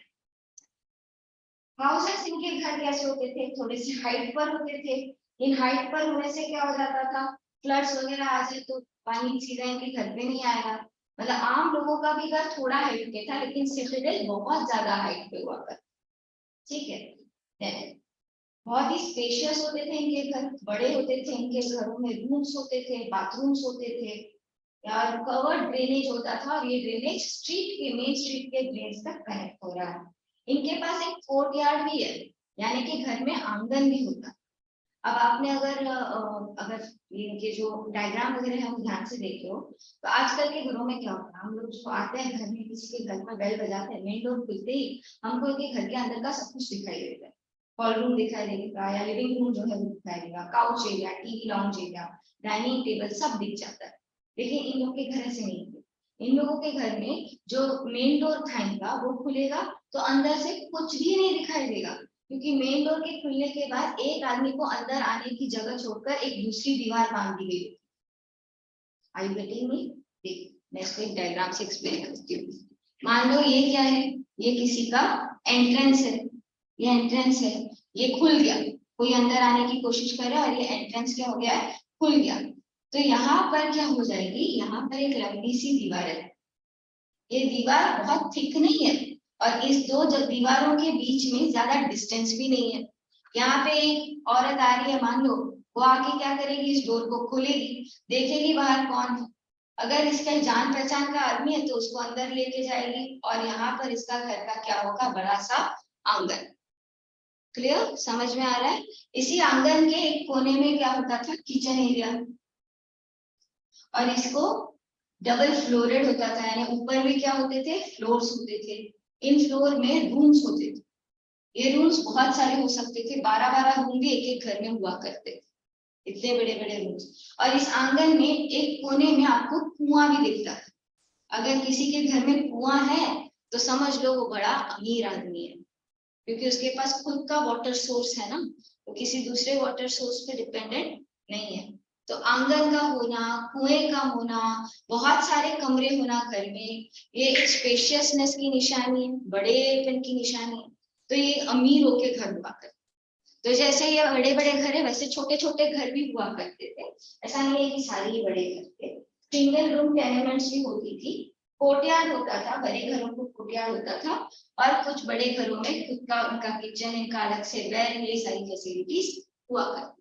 अब ये जो दीवार है ना बच्चों, जो ऑब्स्ट्रक्ट कर रही है बाहर वालों को अंदर देखने के लिए, ये पूरा कवर नहीं होता, ये बस आधे ही डिस्टेंस तक कवर होता, ताकि थोड़ी देर के बाद जब ये अंदर आ जाए तो इसको एक्सेस कहाँ मिले, कोर्टयार्ड, किचन और बाकी घर के एरिया। सीढ़ियां होती थी जिससे चढ़कर आदमी ग्राउंड फ्लोर से अपर फ्लोर की तरफ जा सकता है। एक और चीज, जो नीचे के जो घर होते थे ना, इन नीचे के घरों में खिड़कियां नहीं होती। यस, यहाँ के घरों में सिर्फ दरवाजे होते थे, खिड़कियां नहीं होती। ऊपर वाले जो फ्लोर है वहां आपको एक खिड़की देखने को मिल जाती, लेकिन नीचे वाले घरों में नहीं होती थी खिड़कियां, क्योंकि खिड़कियों से क्या होगा, दूसरे लोग आपके घर के अंदर झांकेंगे ना, तो ये लोग खिड़कियां नहीं बनाते। इनको अगर वेंटिलेशन चाहिए तो कहाँ से आएगा वेंटिलेशन, डोर खोल के रखो, विंडो खोल के रखो, जिससे हवा अंदर ना आए। ओके, और ऊपर के जो फ्लोर्स होते थे उसमें खिड़कियां बना देते थे, क्योंकि ऊपर तो कौन चढ़ के आके देखने वाला, ऐसा इनका सोचना। Entrance is right hand cut कर दी है। किचन कहाँ था, kitchen was in a place in a sheltered corner of the courtyard. मतलब ये किचन भी खुले में नहीं है बच्चों, किचन के ऊपर क्या है, शेल्टर्ड कॉर्नर है। ऑब्वियसली आप खाना बनाते हो तो ऊपर से कौवा फिर से आ गया तो क्या करने का, तो ये रूफ से कवर्ड होता था। Then houses were made up of brick and wood, each house had doors, windows and ventilators। लेकिन ये किसके लिए थे, ऊपर वाले स्टोर्स के लिए होते थे, फ्लोर्स के लिए होते थे, नीचे नहीं होता था। जो ग्रैनरी होती थी ना, ग्रैनरी में भी इन्होंने क्या बना रखी थी, वेंटिलेशन की सिस्टम बना रखी, यानी छोटे छोटे होल्स दिए थे और उन होल पर भी मेश जैसा लगा देते थे ताकि चूहा वगैरह अंदर ना आए। Doors and windows open to the side of the street and not on the main door। Window पे डोर और विंडो नहीं खुलती। मॉन्यूमेंटल आर्किटेक्चर, इनका ग्रेट ग्रेट बात हमने ऑलरेडी डिस्कस कर लिया है। इनकी ग्रैनरी की बातें करें, ग्रैनरीज को देखो कैसे बनाते हैं लोग, ये रख दो दो रोज है बच्चा, हड़प्पा में ग्रैनरीज देखने मिली है, तो ये ग्रैनरीज कैसे हैं, इन दो रोज में है। एक रो में कितने ग्रैनरीज हैं, छह ग्रैनरी एक ही रो में बनाए गए, तो टोटल कितने हो गए बच्चों, 12 ग्रैनरी। क्या आपको इस ग्रैनरी का फोटो देखना है? यस।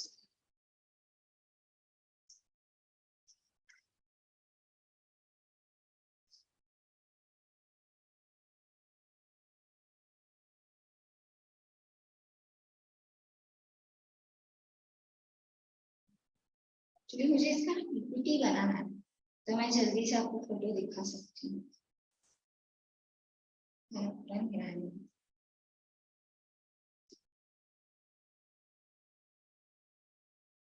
हाँ चलिए,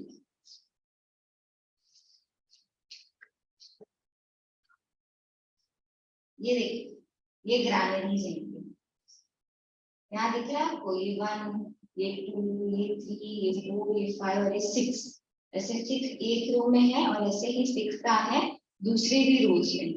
और यहाँ पर ये लोग क्या स्टोर करेंगे, ग्रेन स्टोर करेंगे। ये जो बीच में ये 3 स्ट्रिप्स दिख रही है ना, that is also for ventilation and air circulation. यहाँ पे अगर उन्होंने ग्रेन्स रखा तो बीच में ये क्या करेंगे, थोड़े से अगर डिस्टेंस होंगे तो वहां पर एयर सर्कुलेट करेगा। इसलिए उन्होंने कुछ स्ट्रक्चर बनाया, कैसे करेगा वो पता नहीं, लेकिन उन्होंने बनाया तो इसलिए मकसद से। फिर यहाँ एक और चीज भी है इस ग्रैनरी में, आप ये फोटो भी देखो, इस फोटो में देखो क्या हो, तुमको दिखाई दिया ग्रैनरी 6 कॉलम्स दिखे? हाँ, अरे वही तो है उधर। अच्छा पहले ही बता देते, मैं ढूंढती तो नहीं ना कम से कम। अब हंस रहे, यहाँ पे सर्कुलर चीज दिख रही है आपको, ये सर्कुलर पत्थर जैसा कुछ है, दिख रहा है? यस, यहाँ पे थ्रेशिंग होगी। ऐसा ही सर्कुलर रीजन यहाँ पर भी है। किस लिए होगा ये? ग्रेन्स की थ्रेशिंग होगी। थ्रेशिंग का मतलब सब अलग अलग एक्शन करो, कोई ऐसा करे, कोई ऐसा करे। थ्रेशिंग मतलब ग्रेन्स के छिलके निकालना, फूटना फूटना नहीं, तो बना रहा है खाना ऐसे ऐसे करके, अब उससे रोटी बन जाएगी, खा लेना तू। बेचने ले जाना है ना तुझे ग्रेन्स, ये तभी तो ग्रैनरी में रख रहे हो ना। ग्रैनरी क्या है, स्टोर हाउस है ग्रेन्स का। तो यहाँ पर आपको, आपके पास एक राइस का मान लो ऐसा बड़ा क्रॉप है, तो उसके ऊपर छिलके लगे होंगे, उसको लेकर क्या करना पड़ेगा, पत्थर पे मारना पड़ेगा। वो सर्कुलर पत्थर दिखाया मैंने आपको सेकेंड फोटोग्राफ।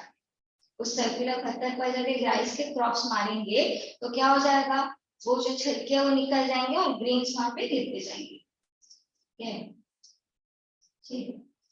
अब जहां पर ये ग्रैनरीज थी ना बच्चों, इसी ग्रैनरीज के आसपास कुछ बैरक्स भी थी। ये 2 रूम बैरक्स किसलिए हुआ करते थे, ऑब्वियसली उन लोगों के लिए जो काम कर रहे हैं, वो थ्रेशिंग का काम करेंगे और जाके सो जाएंगे थोड़ी देर में। यहाँ पर हमें कैसे पता चला कि यहाँ पे ग्रेन्स की थ्रेशिंग भी होती होगी? छिलका मिला और क्या क्या मिला, कुछ ग्रेन्स भी मिले होंगे जिसको माउंट में दब के उनका छाचा बन गया होगा। यस, तो इसकी वजह से हमें पता चल गया है कि यहाँ पर क्या है, ग्रेन्स है, और वो भी कौन से grains, wheat and barley, which were present on the crevices of the floor, यानी फ्लोर के बीच में जो खड्डे होते हैं ना, वहां पर वो धंसे हुए थे। ठीक है, और क्या पता चल रहा है, इनका ग्रैनरी का साइज भी दिया है। ग्रैनरी कहाँ है, तो मोहनजोदड़ो, हड़प्पा, लोथल और कालीबंगन। कुछ भी समझ में आया तो क्या लिख देना, मोहनजोदड़ो, हड़प्पा, कालीबंगन, लोथल। हर चीज के लिए यही 4 नाम है आपके सिलेबस।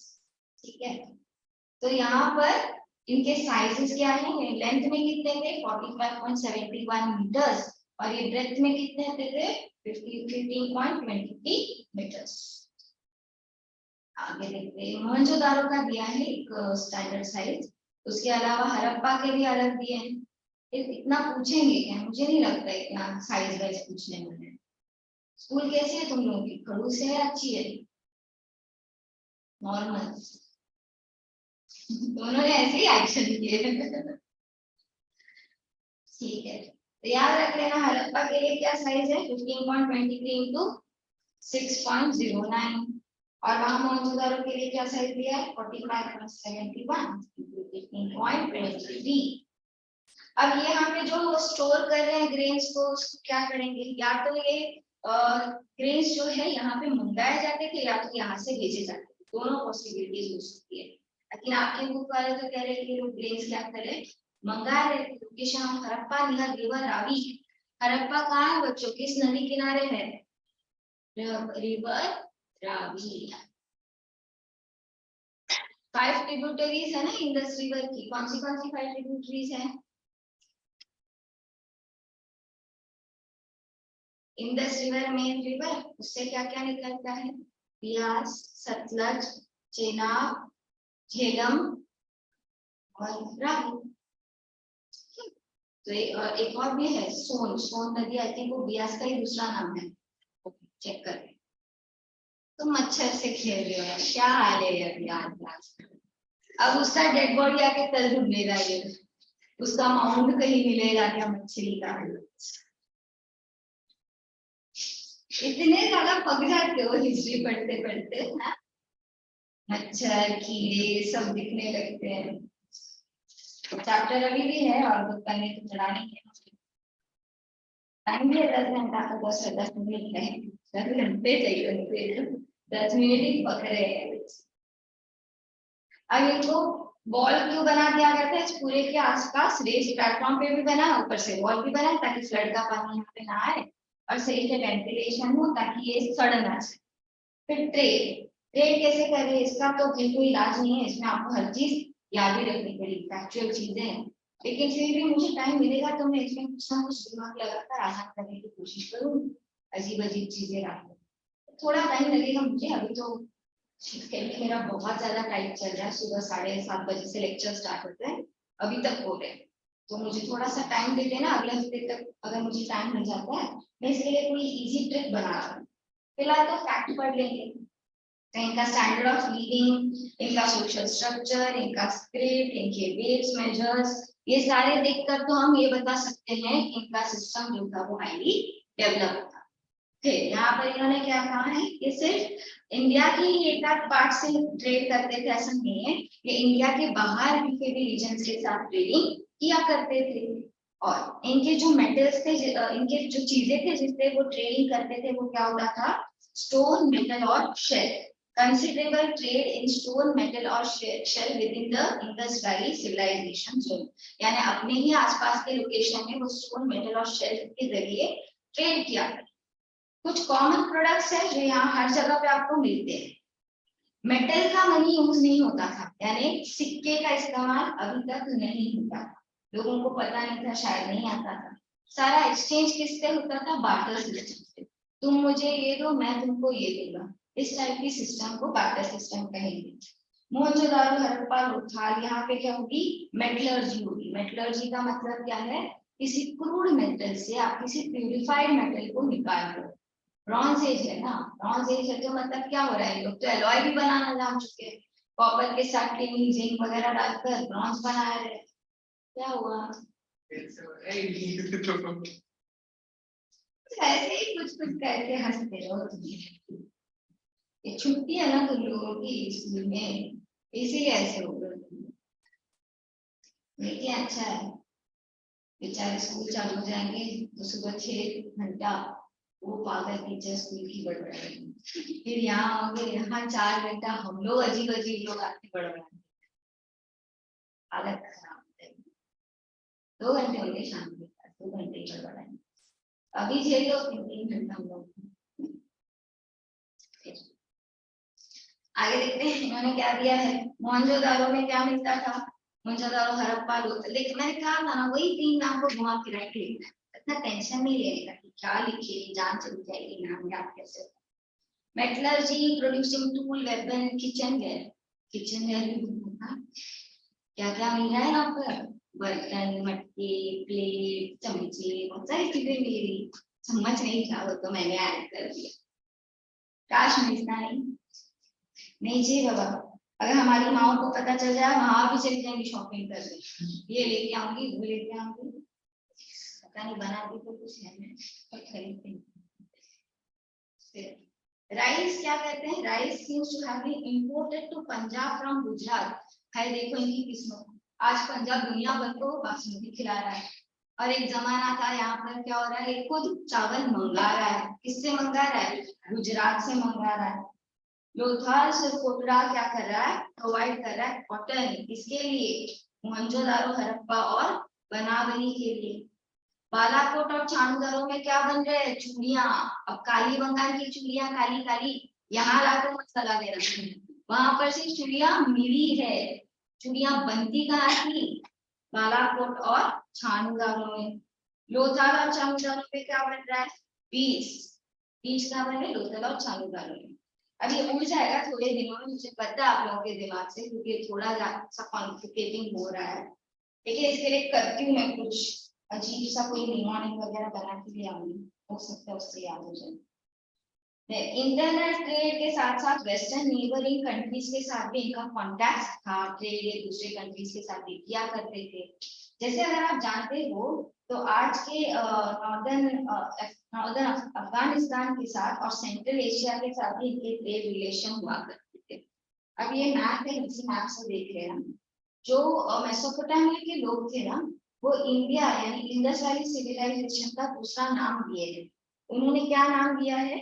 इंडस वैली सिविलाइजेशन को इन्होंने नाम मेलुआ दिया है। क्या दिया बच्चों? मेलुआ। ये क्या है? इंडस वैली सिविलाइजेशन है, यहाँ पर इसे नाम क्या है दिया है? मेलुआ। क्यों भी नहीं होता है, फोन भी मेरी बात नहीं मान रहा है, हो ना? नहीं होना है, जाओ तुम लोग की आंखें बड़ी बड़ी करके देख लो। मेलुआ दिख गया। तो ये मेलुआ किसको बुलाया जा रहा है? इंडस वैली सिविलाइजेशन को। कौन बुला रहा है? मेसोपोटामिया के लोग बुला रहे हैं। अब ये मेलुआ यानी इंडस वैली सिविलाइजेशन से सामान पूरा मेसोपोटामिया तक पहुंचाना थोड़ा दूर पड़ रहा है, इतना लंबा डिस्टेंस है। तो बीच में दो पोर्ट बना रखे हैं, उनका नाम क्या है? बेलमुन और माकन। यहाँ पे माकन दिया है, यहाँ पे मागन लिखा है। आपके बुक में क्या लिखा है आप वैसा लिखना, ठीक है? ये जो दिलमुन है वो प्रेजेंट डे कहाँ पे आएगा? बहरीन, जो पर्शियन गल्फ में है ना बहरीन, वहां पे आएगा, दुबई के पास। और ये जो मागन है वो कहाँ है? प्रेजेंट डे ओमान में है। तो मागन वाला हिस्सा क्या है? Present day Oman. और दिलमुन वाला हिस्सा क्या है? बहरीन। इनके साथ क्या होती थी? ट्रेडिंग हो जाती थी। मतलब यहाँ से सामान आगे चले जाएंगे मेसोपोटामिया तक। यहाँ से जो मेलुआ यानी इंडस वैली सिविलाइजेशन के लोग थे, उनका क्या काम था? यहाँ से सामान को या तो यहाँ पहुंचाओ, नहीं तो यहाँ पहुंचाओ। आगे कहाँ लेके जाएगा? ये लोग उनको मेसोपोटामिया के लोगों तक सामान पहुंचा दिया करते। ये हमको कैसे पता चल रहा है? क्योंकि हमारे पास कुछ रिकॉर्ड्स है। ये रिकॉर्ड्स हमारे 2350 बीसी के बीच के कुछ रिकॉर्ड्स हमको मिले हैं, जिनसे हमें पता चलता है कि इस तरह की ट्रेडिंग हुआ करती। ये रिकॉर्ड्स हमको कहाँ मिले?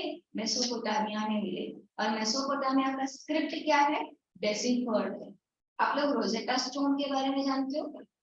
रोजेटा स्टोन में ना एक ऊपर पूरा मेसोपोटामियन स्क्रिप्ट में लिखा है और नीचे वही चीजें ग्रीक यानी ग्रीक स्क्रिप्ट में लिखी गई है। ग्रीस लोग जो है वो ग्रीक लैंग्वेज में बात करते हैं ना, और वो ग्रीक लैंग्वेज तो हम लोग को आती है पढ़नी। ग्रीक के जो लोग है वो लोग तो पढ़ लेंगे। तो वही सारी चीजें ट्रांसलेशन वहां लिखी मिली, और यही पत्थर को क्या बोलता है? Rosetta stone. ये रोजेटा स्टोन से ही जो हिस्टोरियंस है इन्होंने मेसोपोटामियन स्क्रिप्ट को ग्रीक स्क्रिप्ट के साथ कंपेयर करके इसकी पढ़ाई की, ठीक है? तभी हमको पता चला कि ये जो इंडस वैली सिविलाइजेशन है इसको मेसोपोटामिया के लोग क्या बुलाते थे? मेलुआ।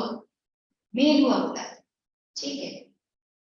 फिर इनका ये भी कहना है, मेसोपोटामिया के लोग कहते हैं कि इंडस वैली सिविलाइजेशन में जो लोग हैं ना वो तो बहुत ज्यादा घूमते हैं। कैसे घूमते हैं? सी रूट से घूमते हैं।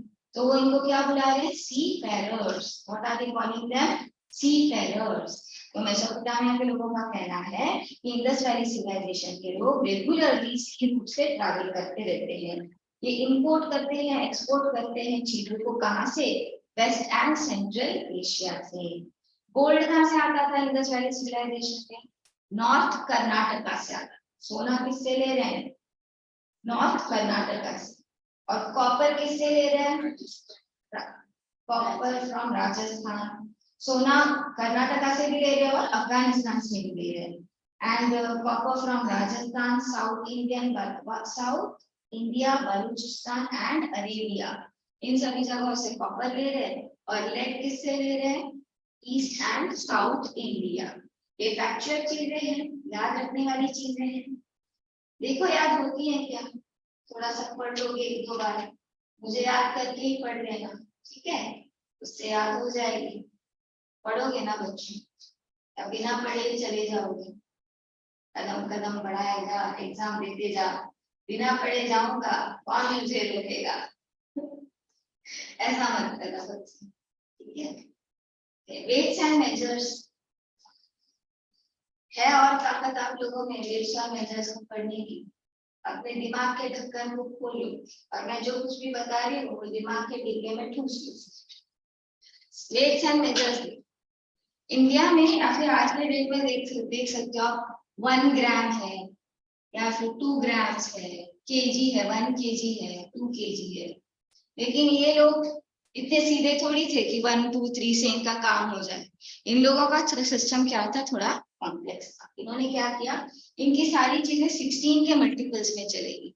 किसके मल्टीपल्स में? 16। तो 16 के यूनिट को ये क्या कहेंगे? स्मॉलेस्ट यूनिट कहेंगे। और उसके बाद क्या आएगा इनका नेक्स्ट यूनिट? 32। फिर क्या आएगा? फिर 62।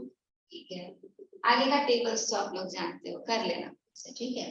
अब कभी कभी क्या होता था कि 16 से भी कम का ट्रांजैक्शन कुछ करना पड़ता था, तो उसमें भी वो 16 के फैक्टर्स को ही इस्तेमाल करके करेंगे। अब 16 के फैक्टर्स कौन से हैं? 1 है 16 का फैक्टर, 2 है, 3 16 का फैक्टर है नहीं, फिर 4 है, फिर क्या है? 8 है, फिर इतना ही है, 80 है बच्चों। तो ये सब क्या है? खुद 16 है। तो ये सारे क्या है? 16 के फैक्टर्स। तो किसी भी अमाउंट को 16 यानी इनके लोएस्ट यूनिट से भी कम में कोई ट्रांजैक्शन करनी थी तो 16 के फैक्टर्स से ही वो उसका ट्रांजैक्शन करेंगे। Got it?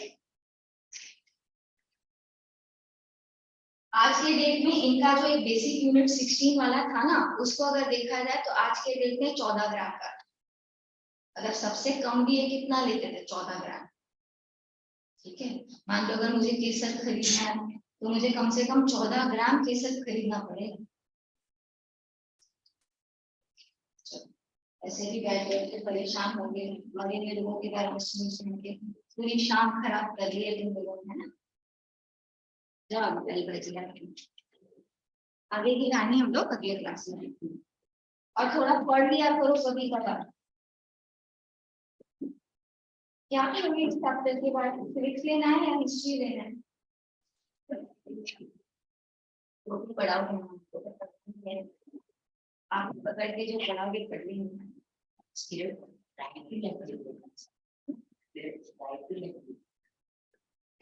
हाँ, राइट टू लेफ्ट। जैसे उर्दू लिखी जाती है ना, वैसे। चलो